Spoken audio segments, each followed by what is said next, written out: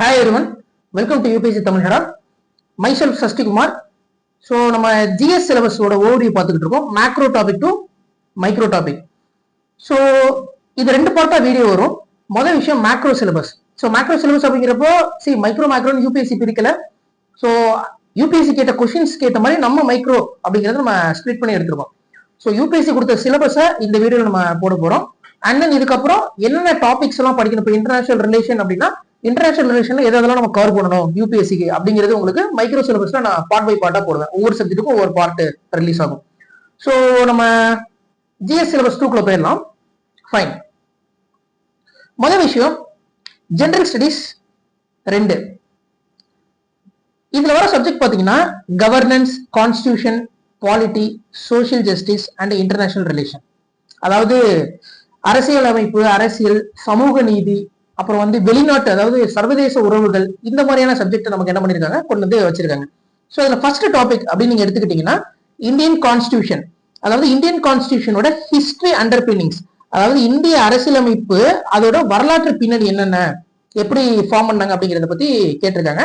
அதோட Indian கான்ஸ்டிடியூஷனோட evolution, வளர்ச்சி, அதோட ஃபீச்சர்ஸ் என்ன, அதோட அம்சங்கள் என்ன, அமெண்ட்மெண்ட்ஸ் என்ன, அமெண்ட்மெண்ட்ஸ்னா சட்ட திருத்தம் கொண்டு வராங்கல்ல, ஸோ அது லேட்டஸ்டா வந்த அமெண்ட்மெண்ட்ஸ் என்னென்ன, ஸோ அதோட முக்கிய நிபந்தனைகள் மற்றும் அடிப்படை அமைப்பு, அதாவது significant provisions and basic structure of the constitution அப்படிங்கறத நம்ம படிச்சிருப்போம்ல. ஸோ அந்த ஆஸ்பெக்ட்லயும் நமக்கு என்ன பண்றாங்க கேட்கறாங்க. இதான் ஃபர்ஸ்ட் ஒன். அண்ட் தென் ரெண்டாவது பாருங்க, functions and responsibilities of the union and the states. அதாவது யூனியன்னா ஒன்றியம், ஒன்றியம் மற்றும் மாநிலங்களின் பணிகள் மற்றும் பொறுப்புகள், ஃபங்க்ஷன்ஸ் அண்ட் ரெஸ்பான்சிபிலிட்டிஸ் கொடுத்திருக்காங்க.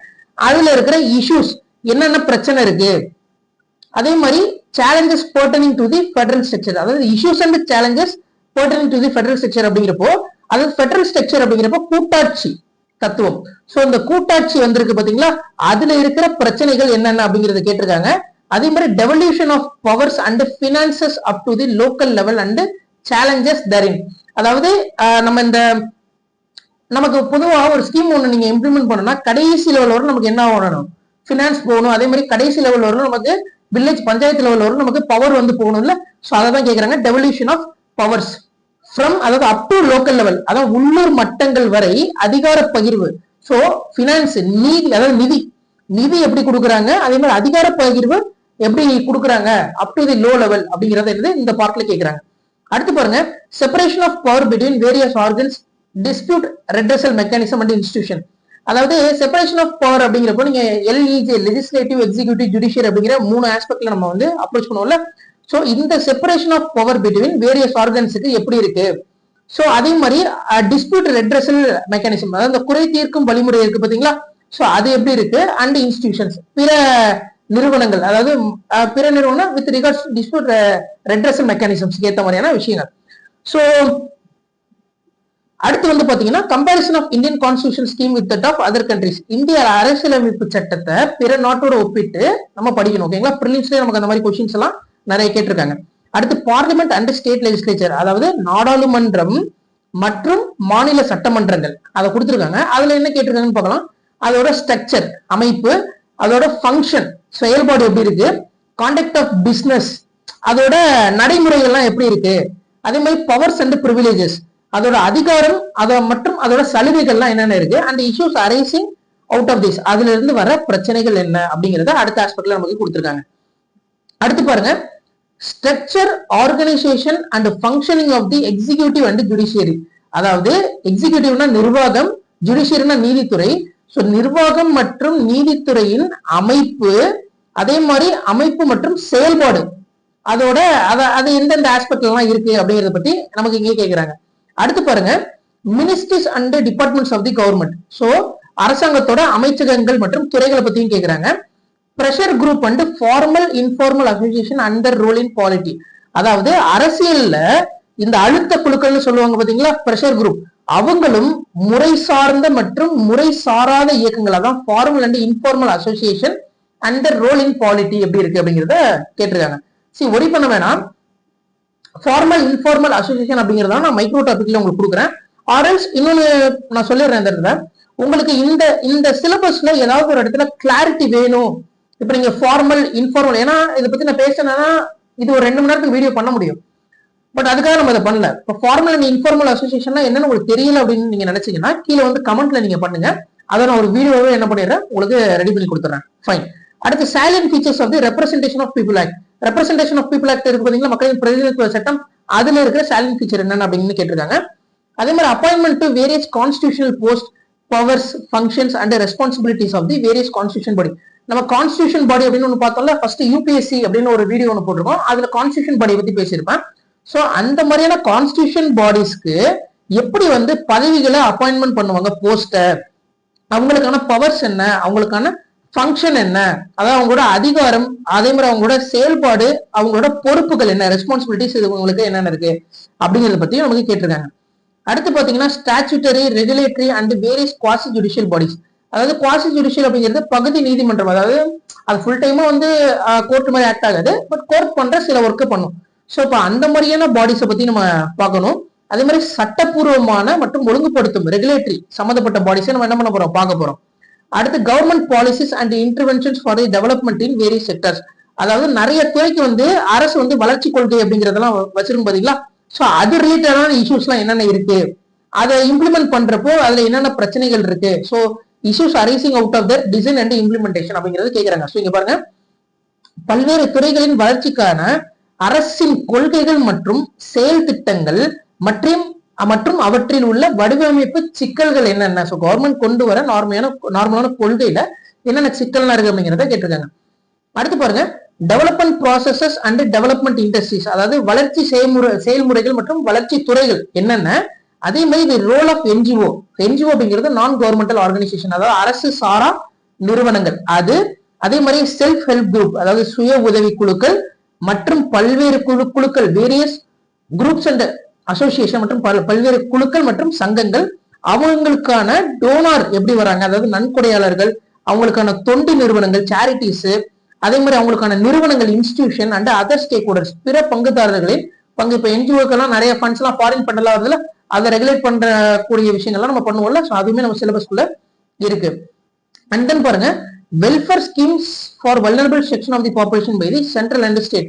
ஸோ சென்ட்ரலும் ஸ்டேட்டும் வெல்ஃபேர் ஸ்கீம்ஸ் கொண்டு வராங்க, யாருக்காகனா வல்னரபிள் செக்ஷன் கொண்டு வராங்கல்ல.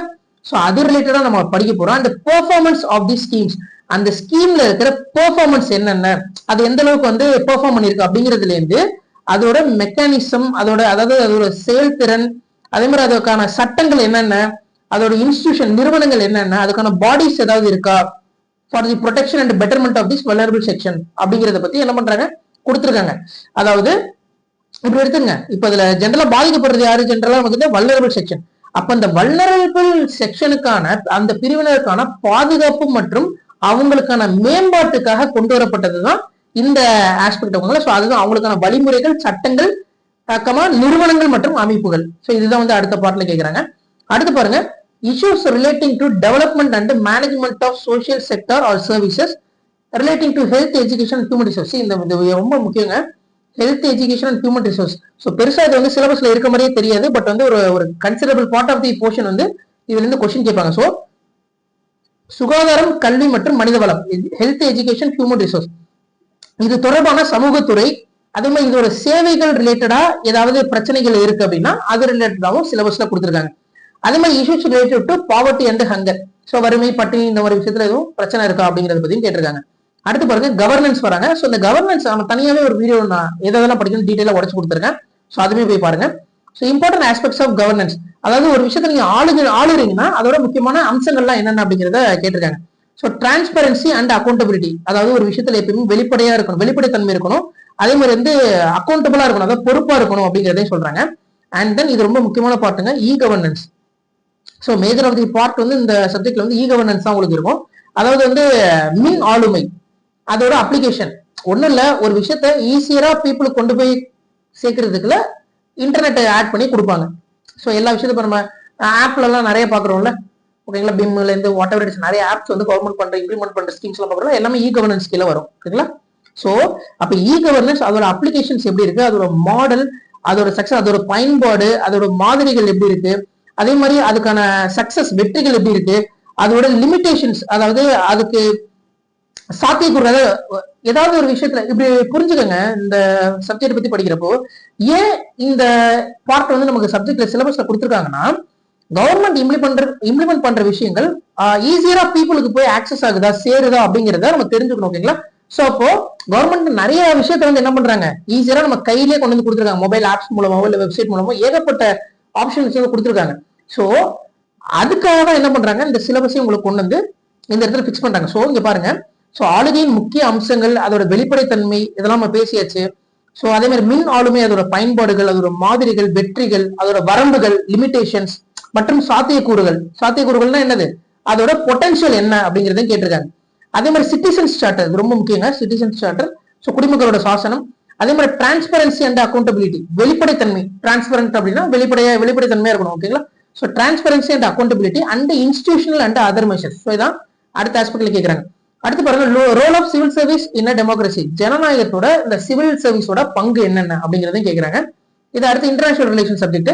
India and its neighbourhood relation, India மற்றும் அதை சுத்தி இருக்கிற நாட்டுக்கு என்னென்ன மாதிரியான ரிலேஷன்ஸ் இருக்கு அப்படிங்கறத கேட்டிருக்காங்க. அடுத்து bilateral, regional and global grouping. பைலேட்டரல்னா இருதரப்பு, இரு நாடு சம்பந்தப்பட்டது. ரீஜனல்னா ஒரு பிராந்தியம் அப்படின்னு சொல்லுவாங்க. குளோபல் குரூப்பிங் அப்படின்னா உலகளவிய. சோ இந்தியாவுக்கு இருதரப்பு மற்றும் பிராந்திய மற்றும் உலகளவிய குழுக்கள் என்னென்ன இருக்கு, அது கூட ஏதாவது அக்ரிமெண்ட் இந்தியா போட்டிருக்கோமா, இல்ல வேற யாராவது கொண்டு வர விஷயங்கள் நமக்கு அஃபெக்ட் பண்ணுமா அப்படிங்கறத என்ன பண்றாங்க இந்த இடத்துல கேட்டிருக்காங்க. ஓகேங்களா? சோ அதே மாதிரி பாருங்க, effect of policies and politics of developed and developing countries on India's interest, India's diaspora.